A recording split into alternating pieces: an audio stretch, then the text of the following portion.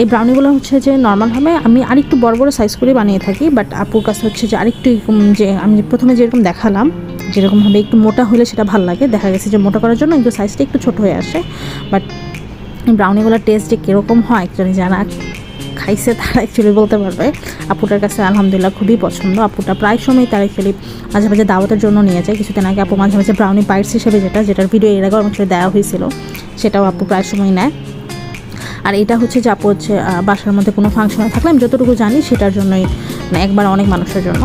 তো এখানে হচ্ছে আমার এক ডিশের মধ্যে হচ্ছে যে 12 পিস করে হয়। তো এখানে হচ্ছে 2 ডিশ, প্রথমে হচ্ছে এক ডিশ আমি রেডি করে আমি আরেকটা যে প্লেটের মধ্যে কেটে রেখেছিলাম, আমার যেহেতু একটাই বেকিং ডিশ আছে। দেন হচ্ছে এটা হচ্ছে আরেকটা, দুইটাকে আমি একদম ভালো মতো করে, যেহেতু প্যাকিং ছিল না, আমি প্লাস্টিক র্যাপ দিয়ে ভালো মতো মুড়ে তারপর হচ্ছে ফ্রিজে রাখছি। এর ফলে হয় কি ব্রাউনিগুলো ড্রাই লাগবে না খেতে। ব্রাউনি অ্যাকচুয়ালি খুবই, মানে এখানে অ্যাকচুয়ালি আপনাদের